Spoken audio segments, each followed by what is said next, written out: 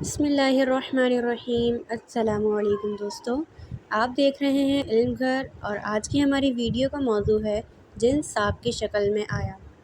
Video start کرنے سے پہلے چینل کو سبسکرائب کر دیں، بیل آئیکن دبا دیں تاکہ آپ کو ہماری ڈیلی ویڈیوز ملتی رہیں۔ تو چلیں ٹائم ضائع کیے بغیر ہم اپنی ویڈیو کو سٹارٹ کرتے ہیں۔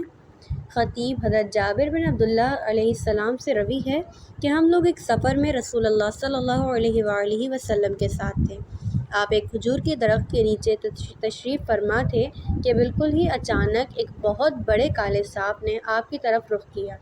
لوگوں نے اس کو مار ڈالنے کا ارادہ کیا، لیکن آپ صلی اللہ علیہ وآلہ وسلم نے فرمایا کہ اس کو میرے پاس آنے دو۔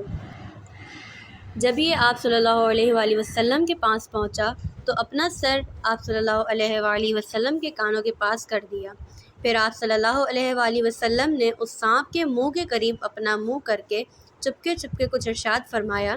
اس کے بعد اسی جگہ یکبارگی وہ سانپ اس طرح غائب ہو گیا کہ گویا زمین اس کو نکل گئی۔ حضرت جابر رضی اللہ تعالیٰ عنہ کہتے ہیں کہ ہم لوگوں نے عرض کیا کہ یا رسول اللہ صلی اللہ علیہ وآلہ وسلم، آپ نے سانپ کو اپنے کانوں تک پہنچنے دیا۔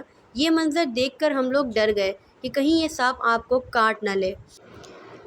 آپ صلی اللہ علیہ وآلہ وسلم نے فرمایا کہ یہ سانپ نہیں تھا بلکہ جنوں کی جماعت کا بھیجا ہوا ایک جن تھا۔ فلاں سورہ میں یہ کچھ آیتیں بھول گیا تھا، ان آیتوں کو دریافت کرنے کے لیے جنہوں نے اس کو میرے پاس بھیجا تھا۔ میں نے اس کو آیتیں بتا دیں اور وہ